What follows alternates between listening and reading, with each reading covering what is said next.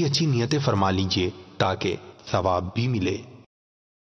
فرمان مصطفیٰ صلی اللہ تعالی علیہ وآلہ وسلم، نیت المؤمن خیر من عملی، مومن کی نیت اس کے عمل سے بہتر ہے۔ اللہ عز و جل کی رضا پانے اور ثواب کمانے کی غرض سے سلسلہ دیکھنے سے پہلے اچھی اچھی نیتیں فرما لیجئے۔ اللہ عز و جل کی رضا کی خاطر علم دین حاصل کروں گا، سیکھ کر دوسروں تک نیکی کی دعوت پہنچاؤں گا، خاص خاص باتیں لکھوں گا، اول تا آخر دیکھوں گا۔ گزارے کیسے زندگی، آؤ علماء سے پوچھ لیں، آئے جو مشکل پیش کوئی، آؤ علماء سے پوچھ لیں۔ الحمدللہ رب العالمین والصلاة والسلام علی سید المرسلین، اما بعد فاعوذ باللہ من الشیطان الرجیم، بسم اللہ الرحمن الرحیم۔ الصلاة والسلام علیک یا رسول اللہ، الصلاة والسلام علیک یا حبیب اللہ، الصلاة والسلام علیک یا نبی اللہ، وعلی آلک واصحابک یا نور اللہ۔ پیارے اور محترم اسلامی بھائیوں، مدنی چینل کے ناظرین، ربیع النور شریف کی مبارک گھڑیوں میں دارالافتاء اہل سنت کا سلسلہ لیے ہوئے حاضر ہیں۔ دارالافتاء اہل سنت کے مفتی صاحب ہمارے ساتھ تشریف فرما ہے۔ آپ کال کے ذریعے، ایس ایم ایس کے ذریعے جس مسئلے پر چاہیں شرعی رہنمائی لینا چاہیں آپ ہم سے رابطہ کیجئے، انشاءاللہ ممکن ہوگا تو آپ کا سوال بھی سلسلے میں شامل کر لیا جائے گا۔ بصورت دیگر جو دیگر ناظرین کی جانب سے سوالات موصول ہوتے ہیں، وہ سلسلے کا حصہ ہوتے ہیں، ان کو بھی آپ غور سے سماعت فرمائیے۔ ہو سکتا ہے کہ ان کے پوچھے گئے سوال میں آپ کے بھی کسی مسئلے کا حل موجود ہو، اور کچھ نہیں تو علم دین حاصل کرنے کا تو موقع ملے گا ہی، تو ساتھ رہیں گے، توجہ سے سنیں گے تو انشاءاللہ بہت زیادہ برکتیں حاصل ہوں گی۔ درود پاک کی فضیلت سنتے ہیں۔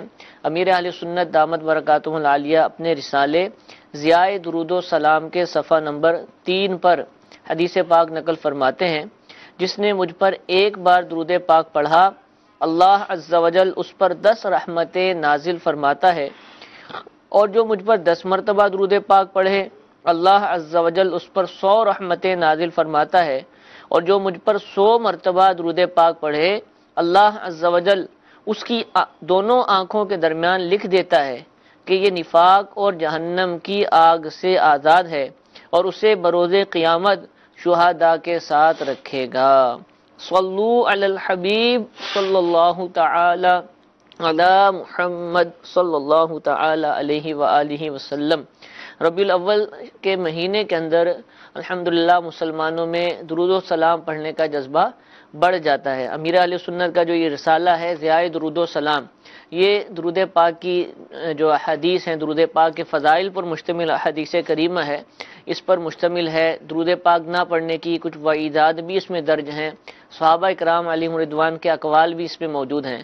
تو جہاں ہم دیگر لنگر کا اہتمام کرتے ہیں، کھانے کا اہتمام کرتے ہیں، نیاز کا اہتمام کرتے ہیں، اگر ہم لنگر رسائل کی بھی ترکیب بنا لیں گے، اور اس طرح کے جو رسائل ہیں، بالخصوص یہ والا رسالہ درود پاک کی فضیلت پر جو مشتمل ہے، یہ انشاءاللہ مسلمانوں میں ہم عام کریں گے تو اور بھی زیادہ درود پاک پڑھنے کا جذبہ بڑھے گا۔ تو اس رسالے کو آپ خود بھی حاصل کیجئے، مطالعہ بھی کیجئے، اور دیگر مسلمانوں کو بھی اس میں مسلمانوں میں تقسیم کیجئے، انشاءاللہ بہت سارا فوائد حاصل ہوں گے۔ سوالات کی طرف بڑھتے ہیں، پہلی کال سلسلے میں شامل کرتے ہیں۔ جی چلائیے۔ کار دو صلی اللہ علیہ وسلم کے علم غیب کے بارے میں کچھ بتا دیں۔ جی حضور، علم غیب کے بارے میں کچھ بتا دیں۔ الحمدللہ رب العالمین والصلاة والسلام علی سید الانبیاء والمرسلین، اما بعد فاعوذ باللہ من الشیطان الرجیم، بسم اللہ الرحمن الرحیم۔ نبی کریم صلی اللہ تعالی علیہ وآلہ وسلم کو غیب کا علم دیا گیا، بکثرت دیا گیا، اور اہل سنت کا یہ عقیدہ ہے کہ نبی کریم صلی اللہ تعالی علیہ وآلہ وسلم کو ابتدائے کائنات سے، یعنی جب سے اللہ تبارک و تعالی نے مخلوق کی ابتدا فرمائی اس وقت سے لے کر قیامت تک جتنے بھی معاملات، چاہے وہ جزوی طور پر ہوں چاہے وہ کلی طور پر ہوں، تمام کے تمام حضور علیہ الصلوۃ والسلام کو بتا دیے گئے، آپ کو اس کا علم دے دیا گیا۔ یوں ہی قیامت کے بعد کا کثیر علم نبی کریم صلی اللہ علیہ وسلم کو عطا فرمایا گیا ہے۔ تو آپ علیہ السلام کے علم غیب پر بہت سارے دلائل قرآن و حدیث کے اندر موجود ہیں۔ قرآن پاک میں اللہ تبارک و تعالیٰ نے سورۃ التکویر میں یہ ارشاد فرمایا وما هو علی الغیب بضنین، کہ یہ نبی غیب بتانے پر بخیل نہیں ہے۔ اور علماء یہ ارشاد فرماتے ہیں کہ بخیل اس شخص کو کہتے ہیں کہ جس کے پاس کچھ ہو اور وہ کسی کو نہ دے۔ اگر اس کے پاس کچھ ہے ہی نہیں اور وہ کسی کو نہیں دیتا تو ایسی صورت میں اس کو بخیل نہیں کہا جائے گا کہ اس کے پاس کچھ ہے نہیں تو وہ کیا دے گا۔ تو اللہ تبارک و تعالیٰ نے نبی کریم صلی اللہ تعالیٰ علیہ وآلہ وسلم کو کے بارے میں یہ فرمایا کہ غیب بتانے پر بخیل نہیں، تو اس کا مطلب یہ ہوا کہ یہ آگے غیب بتاتے ہیں۔ تو نبی کریم صلی اللہ تعالیٰ علیہ وسلم غیب کو بتانے والے ہیں۔ بنیادی اعتبار سے نبی کا معنی ہی غیب کی خبر دینے والا ہوتا ہے۔ نبوت سے نبی نکلا ہے اور نبی کا مطلب غیبی خبر ہوتا ہے، غیب کی خبر دینا، غیب کی باتیں بتانا۔ تو نبی کریم صلی اللہ علیہ وسلم اور تمام انبیاء کرام علیہ السلام ان کی نبوت کا معنی ہی غیب کی باتوں کا بتانا ہے۔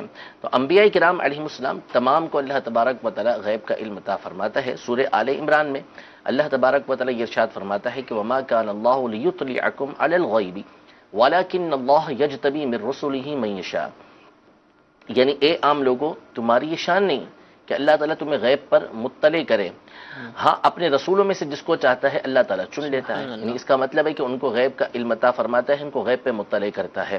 یوں ہی سورۃ الجن میں اللہ تبارک و تعالیٰ نے یہی ارشاد فرمایا کہ فلا یظہر علی غیبہ احدا الا من ارتضی من رسول، کہ اپنے غیب پر کسی کو اظہار نہیں کرتا مگر اپنے رسولوں میں سے جس کو چاہتا ہے، تو چن لیتا ہے ان کو جن کو پسند کرتا ہے۔ تو قرآن پاک کی ان آیات کی روشنی میں بالکل واضح ہے کہ اللہ تبارک و تعالی انبیاء کرام علیہ السلام کو بالخصوص نبی کریم صلی اللہ علیہ وسلم کو غیب کا علم عطا فرماتا ہے۔ اسی طرح احادیث طیبہ بکثرت موجود ہیں کہ جس میں نبی کریم صلی اللہ تعالی علیہ وآلہ وسلم نے غیب کی خبریں ارشاد فرمائی، آنے والے تمام واقعات حضور علیہ السلام نے بیان فرمائے۔ مسلم شریف کے اندر مشکات کے اندر یہ روایتیں موجود ہیں حضرت حذیفہ رضی اللہ تعالیٰ عنہ سے، حضرت عمر رضی اللہ تعالیٰ عنہ سے، کہ حضور علیہ السلام ہمارے درمیان کھڑے ہوئے اور ابتدائے خلق سے لے کر قیامت تک جو کچھ ہونے والا تھا سب کچھ ہمارے سامنے بیان فرما دیا، یہاں تک کہ جنتی جنت میں داخل ہو گئے، جہنمی جہنم کے اندر داخل ہو گئے۔ ہم میں سے جس نے یاد رکھا اس نے یاد رکھا، جو بھول گیا وہ بھول گیا۔ تو آپ علیہ السلام نے ہر بات ان کو ارشاد فرما دی۔ اسی کو غیب کہتے ہیں کہ جن چیزوں کو ہم حواس خمسہ یعنی سن کر، دیکھ کر یا چکھ کر یا سونگ کر یا چھو کر نہیں بتا سکتے، اسی طرح قیاس کے ذریعے نہیں بتا سکتے، اس کو غیب کہا جاتا ہے۔ تو یہ نبی کریم صلی اللہ تعالیٰ علیہ وسلم کی غیب کی دلیلیں ہیں۔ اس طرح بہت ساری باتیں حضور علیہ السلام نے غیب کے بارے میں بیان کی ہیں، بعض آیات سے اور احادیث طیبہ سے۔ کچھ لوگوں کو یہ شبہ اور وہم گزرتا ہے، اور بعض لوگ جو ہے چونکہ ایک نظریہ اور عقیدہ بنائے بیٹھے ہوتے ہیں کہ نبی کریم صلی اللہ علیہ وسلم کو غیب کا علم نہیں ہے، تو لہذا وہ ان آیات کو بھولے بھالے مسلمانوں کے سامنے پیش کر کے ان کو گمراہ کرنے کی کوشش کرتے ہیں۔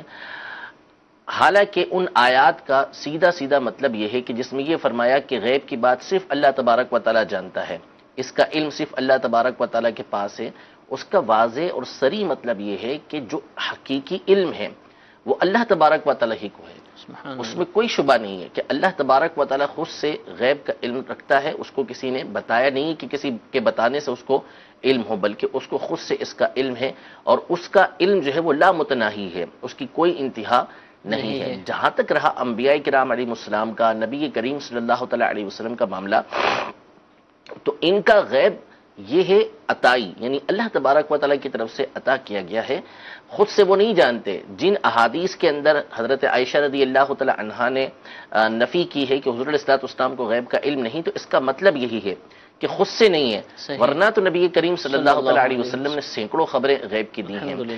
تو یہاں پر اس فرق کو پیش نظر رکھیں گے تو عقیدہ بالکل کھل کے واضح ہو جائے گا کہ ہم اپنے طور پر نہیں کہتے کہ نبی کریم صلی اللہ علیہ وسلم کو خود سے غیب کا علم ہو، بلکہ اللہ تبارک و تعالیٰ کے عطا کرنے سے آپ علیہ السلام کو غیب کا علم ہے۔ اسی طرح بعض لوگ جب ایک نظریہ عقیدہ بنا بیٹھتے ہیں تو پھر اس کے بعد اس طرح کی آیات، بالکل صریح آیات جب سامنے آئیں سورہ آل عمران کی، سورۃ الجن کی، سورۃ التکویر کی، تو اس میں ایک عجب تعویل کرتے ہیں کہ جی اس میں اطلاع علی الغیب ہے، اس میں اخبار علی الغیب ہے، اس میں اظہار علی الغیب ہے، یعنی غیب کے اوپر مطلع کیا گیا ہے، غیب کا علم تھوڑی دیا گیا ہے، غیب کے اوپر خبر دی گئی ہے، غیب کا علم تھوڑی دیا گیا ہے۔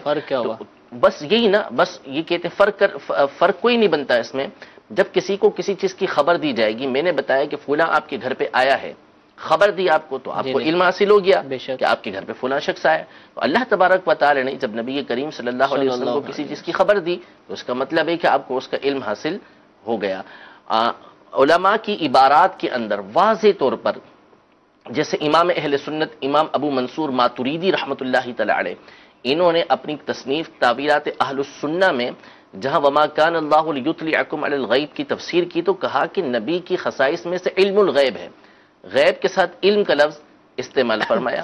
اسی طرح حافظ ابن حجر اسقلانی رحمۃ اللہ تعالی علیہ نے فتح الباری میں جہاں حضرت موسیٰ علیہ السلام اور حضرت خضر علیہ السلام کا قصہ ہے، وہاں پر الفاظ استعمال فرمائے کہ بندہ اتنا ہی غیب کا علم جانتا ہے، یعلم الغیب، جتنا اللہ تبارک و تعالی عطا فرماتا ہے. تو ہم بھی یہی کہتے ہیں کہ اللہ تبارک و تعالی جتنا عطا فرماتا ہے اتنا ہی بندہ جانتا ہے، اس سے بڑھ کر جان ہی نہیں سکتا. لیکن اب نبی کریم صلی اللہ علیہ وسلم کو جو سکھایا وہ علمک ما لم تکن تعلم، جو آپ نہیں جانتے تھے اللہ نے سب چیزوں کا علم آپ کو عطا فرما دیا. اسی طرح ملا علی قاری رحمۃ اللہ تعالی علیہ نے مرقات کے اندر واضح طور پر بندوں کے لیے یعلم الغیب کے الفاظ لکھے ہیں کہ وہ غیب کا علم رکھتے ہیں. تو فرق واضح ہے کہ باذن اللہ ہی رکھتے ہیں، اللہ تبارک و تعالیٰ کے اذن سے رکھتے ہیں، اللہ تبارک و تعالیٰ کی دی ہوئی قدرت سے رکھتے ہیں، اللہ تبارک و تعالیٰ کے دیے ہوئے علم سے رکھتے ہیں، اپنی ذات سے نہیں رکھتے. اس بات کو پیش نظر رکھیں گے، کسی طرح کا شرک کا آپ کا جو ہے وہ خدشہ نہیں رہے گا، کسی طرح کا شرک کا جو ہے وہ وسوسہ بھی نہیں آئے گا. اب تو حالت یہ ہے کہ ٹی وی پہ بیٹھ کر یا کسی عام جگہوں پر نجومی بتا رہے ہوتے ہیں نا خبریں، وہ تو مان لی جاتی ہیں اور اس پہ اپنے گھر کے اور کاروبار کے معاملات. لیکن شام کو وہی آدمی کسی اور چیز سنتا ہے تو وہ اختلاف کرتا ہے. سمجھ یہ نہیں حضور آ رہی کہ آپ نے آیات کریمہ پڑھی، کچھ واقعات کی طرف اشارہ کیا، حدیث بھی بیان کی، اور آپ نے کہا کہ یہ بالکل واضح ہیں، اس سے تو ثابت ہو جاتا ہے. اچھا، یہ وہ لوگ بھی سنتے ہیں، سمجھتے ہیں، پڑھتے ہیں کہ جو انکار کرتے ہیں، یہ انکار کرتے کیوں ہیں؟ ان کو یہ چیز سمجھ کیوں نہیں آتی؟ یا آپ نے کہا بھی تعویلیں کر رہے ہیں، ایک واضح شے کی تعویل کیوں کرتے ہیں؟ دیکھیں مسئلہ یہ ہے کہ اس سے کوئی فرق پڑ جائے گا یا کچھ ایسا معاملہ خراب ہو جائے گا کہ جو نہ ماننے والی بات ہے. پہلے دیکھیں مسئلہ یہ ہے کہ جب یہ ذہن بنا لیا نا، ایک سوچ بنا لی ہے کہ ہم نے اس بات کا عقیدہ رکھنا ہی رکھنا ہے، یعنی ایک آیت کو لے کر ہم یہ سمجھے کہ ہمارا عقیدہ یہی ہے، ٹھیک ہے، باقی دیگر آیتوں کی طرف توجہ نہیں کریں گے، تو پھر اس کا مطلب ہے کہ آپ یہود والا کام کر رہے ہیں کہ نؤمن ببعض ونکفر ببعض. یعنی یہود یہ کہتے تھے کہ ہم بعض پر ایمان لائیں گے، بعض کا ہم انکار کرتے ہیں. یعنی بعض آیتوں کو مان رہے ہیں کہ جس میں ان کا فائدہ ہے، اور بعض آیتیں جن کی وجہ سے ان کی کسی فائدے کے اوپر، ان کی کسی مفاد کے اوپر ضرب پڑتی ہے تو اس کو چھوڑ رہے ہیں. تو اس طرح کا معاملہ یہ بعض لوگوں کے ساتھ پیش آتا ہے کہ جب ایک عقیدہ نظریہ یہ بنا لیا تو اب قرآن کی وہی آیت ایکسیپٹ کریں گے کہ جس میں ان کے نظریے کی تائید ہوتی ہے، اور قرآن کی وہ آیات کہ جس کو ان کے نظریے کی تائید حاصل نہیں بلکہ ان آیات کے ذریعے اس عقیدے اور نظریے کی وضاحت ہوتی ہے، اس کو چھوڑتے چلے جاتے ہیں. تو ایسا کرنا یہ یہود کا طریقہ کار ہے، بالکل غلط ہے. قرآن کی دیگر آیاتوں کے ساتھ احادیث طیبہ پر غور و فکر کرنے کے بعد پھر اس کے بعد صحابہ کرام علیہم رضوان، سلف صالحین نے اس بنیاد پر کیا عقائد بیان کیے ہیں، اسی لیے اہدنا الصراط المستقیم فرمایا کہ ہمیں ان لوگوں کے راستے پر چلا جس کا ہمیں سیدھے راستے پر چلا، صراط الذین انعمت علیہم، راستہ ان کا کہ جن پر تو نے نعمت کی ہے. تو یہ نعمت کردہ لوگ کون ہیں؟ یہ انبیاء کرام علیہ السلام ہیں، شہداء ہیں، صالحین ہیں، صدیقین ہیں، اللہ کے ولی ہیں، علماء اولیاء جو گزر چکے ہیں، ان کے بارے میں ارشاد فرمایا. ٹھیک ہے، جزاک اللہ. جی ایک اور کال کی طرف بڑھتے ہیں، پھر انشاءاللہ کچھ SMS بھی شامل کریں گے. میرا دارالفتہ اہل سنت میں یہ سوال یہ ہے کہ عقیدہ ختم نبوت کی اہمیت کیا ہے؟ برائے مہربانی جواب ارشاد فرما دیجیے. جی حضور، یہ بھی آج کل ایک موضوع ہے، عقیدہ ختم نبوت کی اہمیت کیا ہے؟ دیکھیں علماء نے واضح طور پر ہماری کتابوں کے اندر یہ لکھا ہے کہ جن ادلہ کے ساتھ، جن دلائل کے ساتھ نبی کریم صلی اللہ تعالیٰ علیہ وآلہ وسلم کا نبی ہونا ثابت ہوتا ہے، تواتر کے ساتھ، قرآن کی آیت کے ساتھ، احادیث طیبہ کے ساتھ، انہی دلائل کے ساتھ نبی کریم صلی اللہ علیہ وسلم کا خاتم النبیین ہونا بھی ثابت ہوتا ہے. تو اس کا مطلب یہ نکلا کہ جو نبی کریم صلی اللہ تعالیٰ علیہ وآلہ وسلم کو آخری نبی نہیں مانتا، گویا کہ وہ حضور علیہ السلام کو نبی ہی نہیں مانتا. یعنی جن دلائل کے ساتھ نبوت ثابت ہو رہی ہے، انہی دلائل کے ساتھ حضور علیہ السلام کا خاتم النبیین ہونا یہ ثابت ہو رہا ہے، تو پھر اس کا انکار تو گویا ایسا ہوا کہ حضور علیہ الصلوۃ والسلام کو کسی نے نبی مانا ہی نہیں۔ تو عقیدہ ختم نبوت یہ اسلام کا بنیادی عقیدہ ہے، اگر عقیدہ ختم نبوت نہیں رہا تو پھر مسلمان ہی نہیں رہا، اور بنیاد ہی اسلام کی یہ ختم ہو جائے گی۔ نبی کریم صلی اللہ تعالیٰ علیہ وآلہ وسلم کی کثیر احادیث طیبہ، خود رب تبارک و تعالی نے یہ ارشاد فرمایا کہ ما کان محمد ابا احد من رجالکم ولکن رسول اللہ وخاتم النبیین۔ مشہور آیت ہے کہ محمد تم میں سے کسی کے باپ نہیں ہیں، لیکن وہ تو اللہ کے رسول اور آخری نبی ہیں، خاتم النبیین ہیں۔ مسلمانوں کا زمانہ صحابہ سے لے کر آج تک اس پر اجماع قطعی یقینی ہے اور ہمیشہ رہے گا کہ خاتم النبیین کا معنی سب سے آخری نبی ہے، جن کے بعد کوئی دوسرا نبی نہیں ہو سکتا، کسی صورت نہیں ہو سکتا۔ تو اس آیت کا واضح طور پہ معنی یہ ہے۔ اسی طرح 100 سے زیادہ احادیث طیبہ مختلف صحابہ کرام علیہم رضوان سے مروی ہیں کہ جس میں حضور علیہ الصلوۃ والسلام نے اپنا خاتم النبی ہونا بیان کیا ہے کہ میں آخری نبی ہوں، لا نبی بعدی، میرے بعد کوئی نبی نہیں ہے۔ اس کا اندازہ ہم اس سے بھی لگا سکتے ہیں کہ حضرت ابوبکر صدیق رضی اللہ تعالی عنہ جن نامساعد حالات کے اندر تھے کہ نبی کریم صلی اللہ علیہ وسلم دنیا سے تشریف لے گئے، لیکن اس کے باوجود جب مسیلمہ کذاب کے فتنے نے سر اٹھائے تو سب سے پہلے اس کی سرکوبی کی کہ اس کو ختم کرنا ضروری ہے، کہ یہ اسلام کی بنیاد پر حملہ کرنے والا تھا، جڑ پہ حملہ کرنے والا تھا، لہذا مسیلمہ کذاب کے خلاف جہاد کیا اور مسلمانوں نے اس کو واصل جہنم کیا۔ تو ختم نبوت وہ عقیدہ، وہ نظریہ ہے کہ یہ اسلام کی بنیاد ہے، دین کی بنیاد ہے، اس کا اعتقاد رکھنا ایسے ہی ضروری ہے جیسے نبی کریم صلی اللہ علیہ وسلم کے نبی ہونے کا اعتقاد رکھنا ضروری ہے۔ علماء نے واضح طور پہ فرما دیا، ایک تو ہے حضور علیہ السلام کے بعد کسی دوسرے نبی کا ماننا کہ یہ نبی ہے، یہ تو نعوذ باللہ من ذالک ہے کفر۔ اگر کوئی یہ عقیدہ بھی رکھتا ہے کہ نبی کریم صلی اللہ علیہ وسلم کے بعد کوئی نبی ہوگا نہیں لیکن ہو سکتا ہے، اگر یہ عقیدہ بھی رکھے تو وہ کافر ہو جائے گا۔ فرض بھی نہیں کیا جا سکتا کہ اللہ تبارک و تعالی نے جب فرما دیا کہ آپ کے بعد کوئی نبی نہیں ہے، آپ خاتم النبیین ہیں، تو آپ جب یہ تسلیم کریں گے کہ ہو سکتا ہے تو پھر اس کا مطلب ہے کہ آپ اللہ کا جھوٹا ہونا تسلیم کر رہے ہیں۔ تو نبی کریم صلی اللہ علیہ وسلم کے بعد کوئی دوسرا نبی یہ نہیں ہو سکتا، اس کا اعتقاد بھی رکھنا کہ ممکن بھی اگر کوئی مانے تو وہ کافر ہو جائے گا۔ بلکہ امام اعظم ابو حنیفہ رضی اللہ تعالی عنہ اور دیگر فقہاء کرام نے واضح طور پہ یہ ارشاد فرمایا کہ نعوذ باللہ اگر کسی جھوٹے نبی نے حضور علیہ الصلوۃ والسلام کے بعد کسی نے جھوٹا دعویٰ کیا نبوت کا اور کسی دوسرے نے اس سے کہا کہ معجزہ ظاہر کر، تو اس کو کفر فرمایا، اس لیے کہ معجزہ ظاہر کرنا یہ اس سے کہا جاتا ہے کہ جس کی نبوت کے بارے میں کسی طرح کا یہ ہو کہ ہو سکتا ہے یہ نبی ہو، ٹھیک ہے، تو جب وہ اس سے کہہ رہا ہے کہ معجزہ ظاہر کر اگر تو نبی ہے تو اس کا مطلب ہے کہ آپ ممکن مان رہے ہیں کہ یہ اگر معجزہ دکھا دے تو یہ نبی ہو جائے گا، تو فرمایا کفر ہے۔ اگرچہ کہ بعض علماء نے پھر یہ فرمایا کہ اگر وہ اس کو عاجز کرنے کے لیے کہتا ہے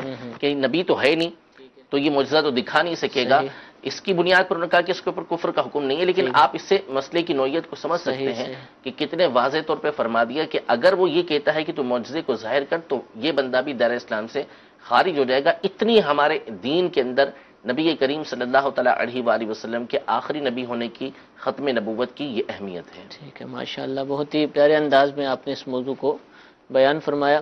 سوالات ہمارے پاس کچھ موجود ہیں۔ ایک سوال یہ ہے کہ مجھے نماز جلدی پڑھنے کی عادت ہو گئی ہے، قرآن بھی جلدی پڑھتا ہوں، تسبیحات بھی صرف ایک دفعہ پڑھتا ہوں اور درود پاک بھی مکمل نہیں پڑھتا، تو فوراً جو ہے وہ واجبات وغیرہ یا سنتیں نامکمل کر کے وہ کھڑا ہو جاتا ہے، نماز مکمل کر لیتے ہیں، تو اس عادت سے کیسے جان چھڑاؤں؟ دیکھیں تو توجہ سے ہی جان چھڑائی جائے گی، ٹھیک ہے، یعنی اس کی تو بڑی وعیدیں آئی ہیں کہ اگر تسبیحات مکمل نہیں کرتے تو اس کو تو ٹھونگے مارنا فرمایا کہ مرغی کی طرح ٹھونگے مار کے وہ کھڑا ہو جاتا ہے، یعنی منافقین کی نماز اس کو کہا گیا ہے۔ تو اس طرح نماز پڑھنا کہ جس سے سنتیں چھوٹ رہی ہیں تو یہ بھی بالکل غلط ہے، اور واجبات چھوٹ رہے ہیں تو پھر تو اس کا مطلب ہوگا کہ نماز کو ہی دوبارہ پڑھنا پڑے گا، اور فرض چھوٹ گیا تو پھر اس کا مطلب ہے کہ سرے سے نماز ہوئی نہیں، دوبارہ پڑھنا پڑے گی۔ تو اس لیے ضروری یہ ہے کہ اول تو علم ہونا چاہیے کہ کیا کیا چیزیں واجب، کیا کیا چیزیں سنت موقدہ ہیں، تو ان کا لحاظ رکھنا یہ ضروری ہے۔ جتنے بھی نماز کے آداب ہیں اس کو سیکھ لیں ٹھیک کہ ہے، کیا کیا ادب اختیار کرنے ہوتے ہیں، مستحبات کو سیکھ لیں اور مستحبات کو ادا کرنے کی کوشش کریں۔ مستحبات کو ادا کریں گے تو خود بخود جو ہے وہ آپ کی سنتیں ادا ہوتی چلی جائیں گی، سنتیں ادا ہوں گی تو پھر اس صورت میں آپ کے واجبات بھی ادا ہوتے چلے جائیں گے، یعنی جب سکون اختیار کریں گے ٹھیک ہے۔ تو پھر یہ تمام کی تمام چیزیں آپ کی ادا ہوتی چلی جائیں گی۔ ورنہ اگر جو صورتحال بتا رہے ہیں اگر اس کی عادت بنا لیں گے تو پھر تو واجبات چھوٹنا شروع ہو جائیں گے، اور واجبات چھوٹ گئے تو فرمایا کہ قم فصلی فإنک لم تصلی، حضور علیہ الصلوۃ والسلام نے ارشاد فرمایا جن کے واجبات چھوٹ رہے تھے، فرمایا کھڑے ہو تم نماز پڑھو، گویا کہ تم نے نماز پڑھی نہیں ہے کہ ان کے واجبات چھوٹ گئے تھے۔ تو اس لیے واجبات کا علم بھی ہونا ضروری ہے اور ساتھ ہی ساتھ ان کو صحیح طریقے سے ادا کرنا بھی یہ ضروری ہے۔ ٹھیک ہے۔ اچھا سوال یہ ہے کہ سردیوں میں عموماً کولڈ کریم وغیرہ چہرے پر لگائی جاتی ہے اور موٹی تہ بھی بعضوں کی ہوتی ہے، زیادہ ٹھنڈ والے علاقوں میں زیادہ لگائی جاتی ہے، تو اس سے کیا وضو وغیرہ میں کوئی خلل آئے گا؟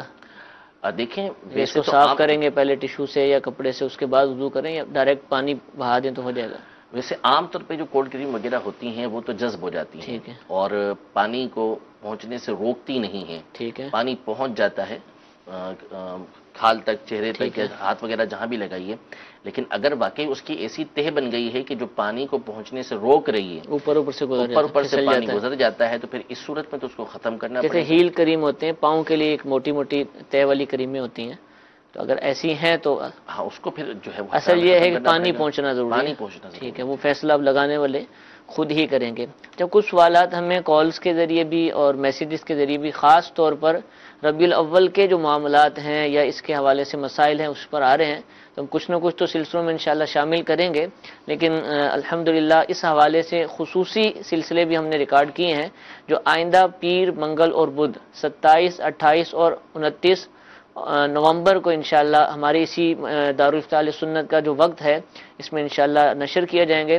آپ ان سارے سلسلوں کو دیکھیں گے تو انشاءاللہ بہت سارے عقائد اہل سنت، معمولات اہل سنت اور ربیع الاول کے حوالے سے بزرگان دین کا کیا طریقہ کار تھا، کیا شریعت اسلام فرماتی ہے، اس کے بارے میں انشاءاللہ آپ کو معلومات حاصل ہوں گی۔ تو آپ ان سلسلوں کو بھی دیکھنے کی نیت فرما لیجئے، بڑے خصوصی سلسلے ہیں اور بہت ہی عمدہ سوالات اس کے اندر الحمدللہ شامل تھے جن کے ہمارے مفتیان کرام نے جوابات دیے ہیں۔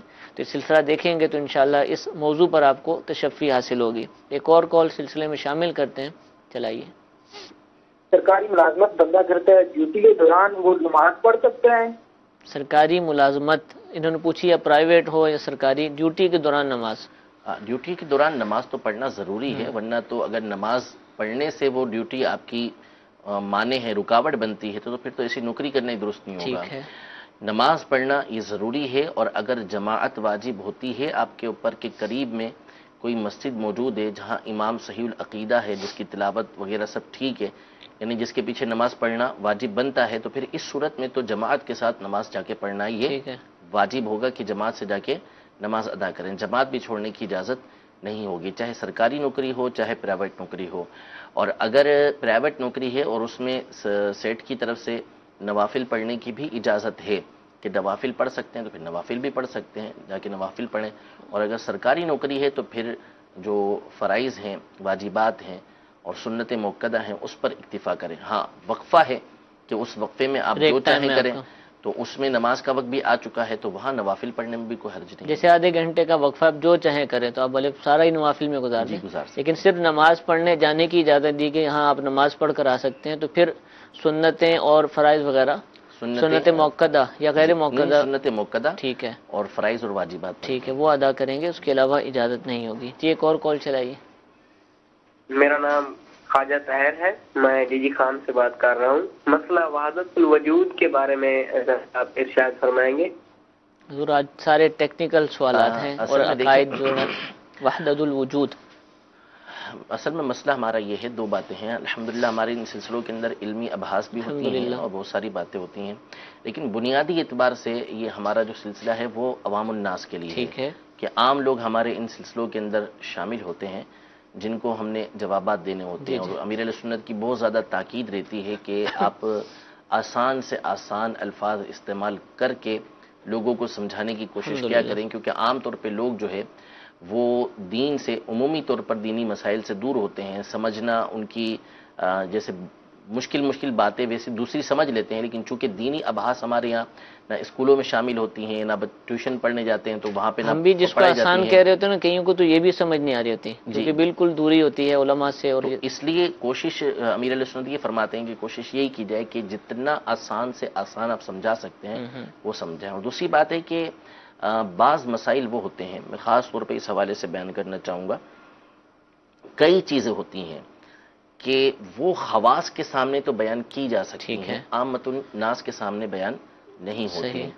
یعنی بعض ہوتے ہیں ہمارے یہاں چونکہ ایک شہرت کا دورہ ہے، شہرت کی طلبی کا دورہ ہے کہ کسی طریقے سے مشہور ہو جائیں، ہمارے ویورز بڑھتے چلے جائیں، ہمارے لائکرز بڑھتے چلے جائیں اور ہمارے سبسکرائب بڑھتے چلے جائیں، ہماری ویڈیو جو چلے تو وہ ملینز تک پہنچ جائے اور فخر و تفاخر کے ساتھ ہم لوگوں کے ساتھ بیان کر سکیں کہ میں نے یہ بات بیان کی اور ملینز کے اندر لوگوں نے میری اس ویڈیو کو دیکھا ہے. تو خدا کے بندے آپ ڈانس کر کے دکھا دیں، کتے کو حلال کہتے تب بھی دیکھ لیں گے. آپ ڈانس کر کے دکھا دیں تو آپ کی جو ویڈیو ہے وہ ملینز کے بلینز میں چلی جائے گی کہ اس طرح کا بندہ ڈانس کر کے دکھا رہا ہے. تو مسئلہ یہ ہے کہ ہر طرح کی بات یہ ہر ایک کے سامنے بیان نہیں کی جاتی. مسئلہ یہ ہے کہ حضرت علی رضی اللہ تعالی عنہ کا فرمان بخاری شریف کے اندر موجود ہے، فرمایا کہ لوگوں کے سامنے وہ بیان کرو جو وہ جانتے ہیں.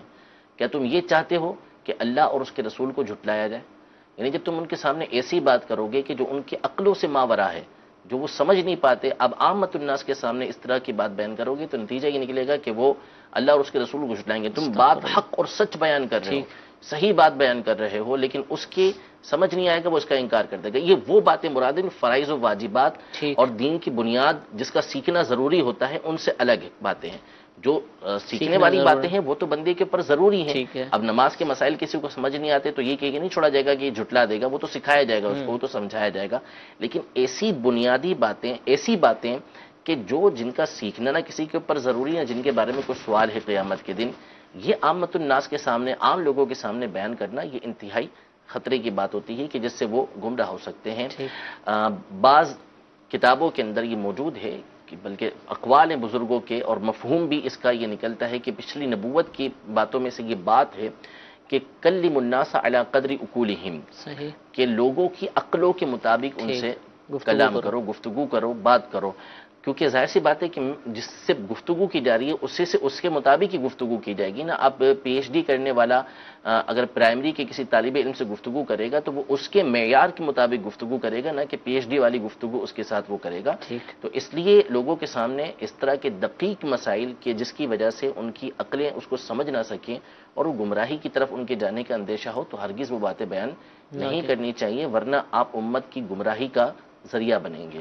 ٹھیک. اچھا، عوام الناس کو بھی ان مسائل کی طرف متوجہ ہونا چاہیے. جیسے ایک یہ سائل ہیں، اب انہوں نے ایک جملہ سن لیا، ہو سکتا ہے ان کو پتہ کچھ بھی نہ ہو، لیکن ایک بات سنتے رہے ہوں گے بھئی یہ ہوتی ہے تو پوچھنے بیٹھ گئے، تو کیا ان کے لیے ہے ایسا تجسس؟ ان کی تو بہرحال اب جو انداز تھا اس سے تو یہ علمی لگ رہے تھے، شخص کے ایک اچھا انداز تھا، اصطلاح مکمل استعمال کیا معلوم تھا ان کو. لیکن عام لوگوں کو اس طرح کی باتوں سے بہتر ہے کہ پہلے ان چیزوں کی طرف آئیں کہ جو ان کے لیے سیکھنا ضروری ہے. یہ ہر طرح کے اعتبار سے میں عرض کر رہا ہوں. یعنی بعض چیزیں ہمارے یہاں لوگوں کو دین سے دور کرنے کے لیے بہت ساری چیزیں وہ ہیں کہ جو ایک عام کر دی جاتی ہیں. ہاں بھائی بتائیے کہ اگر فلاں جگہ پر کوئی لڑکی ملے اور پتہ نہ چلے کہ ہندو ہے، مسلمان ہے یا عیسائی ہے یا کیا ہے، تو کیا اس کو غسل و کفن وغیرہ کیسے دیں گے؟ یہ تو بہت عام ہوا، بہت عام ہوا. اچھا بھائی فجر سے پہلے آپ پھانسی کیوں چڑھاتے ہیں؟ اب یہ پوچھ رہے ہیں علماء سے. وہ کون سی چیز ہے کہ مرد کرے تو یوں ہو، عورت کرے تو یوں ہو جائے، عورت کا نکاح ٹوٹ جائے، مرد کا یہ ہو جائے، فلاں ہو جائے. بندہ خدا آپ سے ان چیزوں کا کیا سوال کیا جائے گا؟ اور نہ ہی وہ چیزیں ہیں کہ جن کے بارے میں آپ سے پوچھا جائے گا، اور نہ ہی یہ سیکھنا ضروری. اور بہت ساری باتیں تو اس میں وہ ہوتی ہیں کہ جن کا سرے سے دین سے کوئی تعلق نہیں، اور نہ ہی یہ ان کا علم کسی کے عالم ہونے کا معیار ہے. بالکل کسی کو نہیں جواب. تو اس لیے ایسی چیزوں کے پیچھے پڑنے سے بہتر یہ ہے کہ آپ وہ چیزیں سیکھیں کہ جن کا سیکھنا شریعت مطہرہ نے آپ کے اوپر لازم کیا ہے، آپ کے اوپر واجب ہے، آپ کے اوپر سنت ہے، آپ کے اوپر مستحب ہے. ایسی چیزوں کا علم حاصل کیجئے. اور پھر دین کی جو بنیادی اور چیزیں ہیں، نبی کریم صلی اللہ تعالی علیہ وسلم کی سیرت ہے، آپ کی دیگر احادیث طیبہ ہیں، آپ صحابہ کرام علیہم رضوان کے حالات ہیں، ان کا مطالعہ کریں، انشاءاللہ اس سے فائدہ حاصل ہوگا. ٹھیک ہے، جزاک اللہ. حضور سوال یہ کیا گیا ہے کہ اگر اسلامی بہن حج یا عمرے پر جائیں اور ان دنوں میں وہ مخصوص میڈیسن استعمال کریں مخصوص ایام کے حوالے سے، کیا یہ جائز ہے؟ شرعن تو جائز ہے، ٹھیک ہے، یعنی شرعی اعتبار سے اس میں ممانعت نہیں ہے کہ اگر کسی نے یہ میڈیسن استعمال کی اور اپنا حج یا عمرہ وغیرہ اس نے مکمل کر لیا تو شرعی اعتبار سے اس کے اوپر کوئی حرف نہیں آئے گا کہ وہ گناہگار ہو یا اس نے کوئی گناہ کا کام کیا، ایسا نہیں۔ البتہ چونکہ یہ ایک غیر فطری چیز ہے، یعنی غیر فطری اس اعتبار سے کہ یہ معاملہ ہے کہ جو ہونا ہے، اب اس کو جو اس طریقے سے روکا جائے گا تو ہو سکتا ہے کہ طبی اعتبار سے اس کے نقصانات ہوں، ٹھیک ہے، تو اس لیے کسی اچھی ڈاکٹرنی سے اس حوالے سے مشورہ کر کے ہی یہ کام کیا جائے۔ ٹھیک ہے۔ بلی اگر دودھ پی لے، جھوٹا کر دے تو اب اس کو گرا دیں گے، کیا کریں گے؟ گرائے نہیں، اسی کو پلا دیں، بلی کو ہی پلا دیں، ٹھیک ہے، تاکہ کام میں آ جائے۔ جزاک اللہ جی۔ ایک اور کال چلائیے۔ یہ میں نے تیمم کا طریقہ پوچھنا تھا۔ تیمم کا طریقہ، یہ مسئلہ عوامی ہے خالص۔ تیمم بنیادی اعتبار سے تو اس کے 3 فرض ہیں، یہ ذہن نشین ہونا ضروری ہے۔ سب سے پہلے تو اس میں نیت ہونا ضروری ہے کہ میں تیمم کر رہا ہوں، جو بھی نیک کام، جو بھی آپ نے کام نماز پڑھنے کرنے کا عبادت کرنی ہے اس کے لیے تیمم کی نیت کریں کہ اس کے لیے میں تیمم کر رہا ہوں۔ دوسرا فرض اس کے اندر ہوتا ہے پورے چہرے کا مسح کرنا، ٹھیک ہے، اور تیسرا فرض اس میں ہوتا ہے دونوں ہاتھوں کا کونیوں سمیت مسح کرنا۔ طریقہ یہ ہے کہ انگلیاں تھوڑی سی کھلی رکھیں اور زمین یا زمین کی جنس سے جو چیز ہو اس پہ اس کو لوٹیں، گرد وغیرہ جس سے لگ گئی آپ کے ہاتھ پر، بہت زیادہ لگی ہے تو پھر اس کو یوں کر کے جھاڑ لیں۔ پہلی دفعہ آپ نے ہاتھ مارا، اس کے بعد پورے چہرے پر ایک ایک جگہ پر آپ نے مکمل یہ آپ نے پاؤں پر ہر جگہ پر ہاتھوں کو پھیرنا ہے کہ اچھی طریقے سے چہرے پر، جس کو چہرہ کہتے ہیں، ہاتھ آپ کا پھر جائے۔ پھر دوسری مرتبہ اسی طریقے سے زمین پہ ضرب لگانی ہے، زمین کی جنس سے کوئی بھی چیز ہو اس سے ضرب لگانی ہے، اگر زیادہ گرد لگ گئی تو اس کو دوبارہ جھاڑ سکتے ہیں۔ پھر اس کے بعد انگلیوں کے کناروں سے لے کے ناخنوں سے لے کے کونی تک کے ایک ایک حصے پر اچھی طریقے سے ہاتھ پھیریں گے تو اس سے آپ کا تیمم مکمل ہو جائے۔ ٹھیک ہے۔ تیمم کا طریقہ مزید اگر جاننا چاہیں تو امیر علیہ سنت کی بہت ہی پیاری تصنیف نماز کے احکام، الحمدللہ اس میں وضو، غسل، تیمم اور دیگر نماز سے متعلق جو ضروری احکام ہیں الحمدللہ موجود ہیں۔ اسلامی بہنوں کے لیے الگ سے کتاب ہے اسلامی بہنوں کی نماز، جس میں اسلامی بہنوں کے بھی احکام خاص طور پر بیان کیے گئے ہیں۔ اسی طرح امیر علیہ سنت کا پریکٹیکل تیمم کے حوالے سے، وضو کے حوالے سے، وہ بھی ویڈیو کی صورت میں موجود ہے۔ دعوت اسلامی کی ویب سائٹ سے آپ اس کو ڈاؤن لوڈ کر سکتے ہیں اور بھی مختلف ذرائع سے آپ اس کو حاصل کر سکتے ہیں، اور اس کے پریکٹیکل سیکھنے کا اور اس کی عادت بنانے کا اور ان چیزوں میں اکمال حاصل کرنے کا کہ کامل ہو جائیں، اس کا ایک ذریعہ مدنی قافلوں کے اندر سفر بھی ہے۔ الحمدللہ مدنی قافلوں کے جو جدول ہوتے ہیں اس میں بالخصوص جو عبادات سے متعلق چیزیں ہیں، نماز ہو گئی، وضو ہو گیا، غسل ہو گیا اور دیگر احکام الحمدللہ کثرت سے سکھائے جاتے ہیں۔ آپ اگر دعوت اسلامی کے مدنی قافلوں کے مسافر بنیں گے تو انشاءاللہ یہ احکام بھی سیکھنے کا موقع ملے گا۔ اور مفتی صاحب دیکھا گیا کہ جو مدنی قافلوں کے مسافر بنتے ہیں بار بار تو ان کو یہ چیزیں یاد بھی اچھے طریقے سے ہوتی ہیں، اور جو سیکھے ہوئے کہلاتے ہیں وہ عام لوگوں کی بنسبت یہ زیادہ ہے۔ ایک شخص نے کتاب سے پڑھا ایک آدھ دفعہ، اور ایک وہ شخص ہے جو بار بار مدنی قافلے میں جاتا ہے تو وہ زیادہ اچھے انداز سے کر لیتا ہے۔ بالکل، اصل میں ہمارے جو مدنی قافلوں کا مقصد ہے وہ 2 طرح ہی ہوتا ہے، ایک تو دوسروں کو نیکی کی دعوت دینا، دوسرا اپنی اصلاح کی بھی کوشش کرنا، تو اس میں یہی تربیت کی بہت ساری چیزیں سکھایا جاتا ہے، یاد کروایا جاتا ہے، دہرائی ہوتی ہے الحمدللہ۔ تو مدنی قافلوں کے مسافر بنیں گے تو انشاءاللہ یہ فوائد بھی حاصل ہوں گے۔ ایک اور کال چلائیے۔ دارالفتہ سنت میں میرا یہ سوال ہے کہ جو بزرگ 300-400 سال پہلے اس دنیا سے چلے جاتے ہیں، مطلب کہ کیا وہ خواب میں اگر اپنی بیعت میں لے تو وہ بیعت ہو سکتی ہے؟ یہ مرحوم بزرگ کی بیعت کرنا، اس کے حوالے سے مسئلہ دیکھیں، بیعت کے لیے جو شرط ہے وہ یہ ہے کہ جن سے آپ بیعت کر رہے ہیں، ویسے تو پیر کے لیے الگ شرائط ہیں، ٹھیک ہے، یہ 4 شرطیں ان میں ہونا ضروری ہے کہ سنی صحیح العقیدہ ہوں، فاسق مولین نہ ہوں یعنی کھلے عام گناہ کرنے والے نہ ہوں، اسی طرح اپنی ضرورت کے مسائل کا علم رکھتے ہوں کہ کتابوں سے اپنے مسائل نکال سکتے ہوں، اسی طرح ان کا سلسلہ نبی کریم صلی اللہ تعالیٰ علیہ وسلم تک متصل ہو۔ یہ 4 بنیادی شرطیں ہیں جو ہونا ضروری ہے کسی پیر کے اندر۔ اس کے علاوہ جس سے بیعت کر رہے ہیں اس پیر کا حیات ہونا بھی ضروری ہے، ٹھیک ہے، یعنی جو سلسلہ بیعت چلتا ہے وہ اسی طریقے سے چلتا ہے کہ ایک شخص جو ہے وہ کسی پیر صاحب سے مرید ہوتا ہے، وہ کسی اور سے مرید ہوتے ہیں، وہ کسی اور سے مرید ہوتے ہیں، تو ایسا نہیں ہو سکتا کہ آپ جو ہے وہ کسی مرحوم پیر صاحب کے مرید ہو جائیں، یا ابھی سے کوئی پیر صاحب اپنے آنے والے 400 سال تک کی کسی کو مرید کر لیں، یہ برکت تو حاصل ہوگی، ٹھیک ہے، جو برکتیں ہیں، فیض ہے، اگر وہ پیر صاحب ایسے ہیں تو انشاءاللہ وہ فائدہ تو جیسے کہتے حاصل ہیں ہوگا، غوث پاک کا مرید ہو گیا، ڈائریکٹ ہی میں مرید ہو گیا، تو کیا اس یہ کا فائدہ تو حاصل ہوگا، ٹھیک ہے، ٹھیک ہے، ٹھیک ہے، لیکن جس کو مرید کہتے ہیں نا، سلسلہ متصل ہونا، ٹھیک ہے، وہ اسی طریقے سے ہے کہ کسی پیر صاحب کے جو دنیا میں حیات ہیں، یعنی بظاہر حیات ہیں، ان سے بیعت کی جائے باقاعدہ. ٹھیک ہے. اور امیر اہل سنت الحمدللہ ہمارے زمانے میں موجود ہیں. اللہ تعالیٰ ان کو مزید زندگی برکتوں کے ساتھ عطا فرمائے، لمبی زندگی عطا فرمائے. آپ بھی الحمدللہ سلسلہ عالیہ قادریہ کے اندر، رضویہ کے اندر بیعت فرماتے ہیں. آج کل مدنی مذاکروں کا سلسلہ انشاءاللہ کچھ ہی دیر بعد اذان عشاء ہوگی اور نماز عشاء کے بعد مدنی مذاکرے کا سلسلہ ہوگا. کم و بیش ہر ہی مدنی مذاکرے میں امیر اہل سنت بیعت فرماتے ہیں، طالب بھی فرماتے ہیں. تو جب یہ موقع آئے تو جو مرید ہونا چاہیں یا امیر اہل سنت کے سلسلے میں طالب ہونا چاہیں اس سے فائدہ اٹھائیں اور جو الفاظ امیر اہل سنت ارشاد فرمائیں ساتھ ساتھ ادا کرتے جائیں. ایک اور کال سلسلے میں چلاتے ہیں. جی. جب نکاح ہوتا ہے تو والد جو ہے وہ پرورش بیٹی کی کرتا ہے تو وہ چھوڑ دیتا ہے، تو ولدیت نکاح میں اثر ولدیت نہ ہو اور اس کے نانا ابو کی ولدیت نکاح میں ڈال دی جائے، تو اس کے مفتی صاحب سے خدمت کے سوال یہ ہے کہ یہ کیا یہ اس میں نکاح ہو جائے گا؟ دیکھیں، نکاح کا ہونا تو ایک الگ چیز ہے. ٹھیک ہے. برحال یہ ہے غلط طریقہ کار کہ ولدیت کے اندر صرف والد ہی کا نام آئے گا، کسی دوسرے کا نام نہیں آ سکتا، یعنی جو حقیقی باپ ہے اسی کا نام آئے گا. باقی رہا کہ یہ نانا کا نام ڈال دیا، تو اب اس میں ویسے نکاح کی دیگر شرائط موجود ہیں کہ کفر نہیں ہے تو پھر والد کی اجازت، اب والد حیات ہے یا نہیں ہے اس کی وضاحت اس میں نہیں ہے. باقی نانا کا نام ڈال دیا، لیکن جو نکاح ہو رہا ہے اس میں جو گواہان ہیں، لڑکا ہے وہ لڑکی کو جانتا ہے کہ لڑکی ہے کون. ٹھیک ہے. اس طریقے سے نکاح ہو رہا ہے تو نکاح تو ہو جائے گا. ٹھیک ہے. ٹھیک ہے. باقی رہا کہ اس طرح کرنا اور اس کی دیگر جزیات کرنا تو درست نہیں ہے.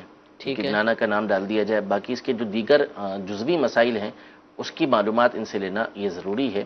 اس کے لیے بہتر ہے کہ دارالفتہ اہل سنت عموماً یہ اس صورت میں یہ زیادہ آتا ہے جب لے پالک کا نکاح ہوتا ہے لڑکی کا، تو اب وہ اصل والدین کا نہیں بتانا چاہ رہے ہوتے، تو اس وقت غلط ہے، بالکل غلط ہے. اصل والد کا بتایا جائے گا. ادعوہم لآبائہم، صحیح. قرآن پاک میں واضح طور پہ فرما دیا کہ ان کو ان کے باپوں کی طرف ہی منسوب کر کے پکارو. ٹھیک ہے. ٹھیک ہے. جزاک اللہ. میٹھے میٹھے اسلام وہ سلسلہ آپ نے ملاحظہ فرمایا. انشاءاللہ کل پھر دارالفتہ اہل سنت کے سلسلے کو لے کر حاضر ہوں گے.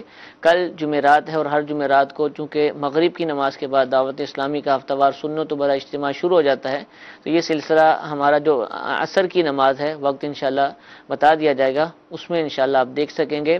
اور جیسا کہ شروع میں بھی عرض کیا کہ 27، 28، 29 نومبر پیر منگل بدھ الحمدللہ دارالفتہ اہل سنت کے اسی وقت کے اندر جو خصوصی سلسلے میلاد شریف کے حوالے سے ریکارڈ کیے گئے ہیں انشاءاللہ ان کو چلایا جائے گا. آپ ان سلسلوں کو بھی دیکھنے کی نیت فرمائیں.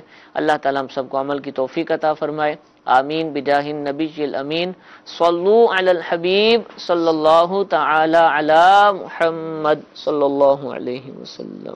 گزارے کیسے زندگی، آؤ علماء سے پوچھ لے، آئے جو مشکل پیش کوئی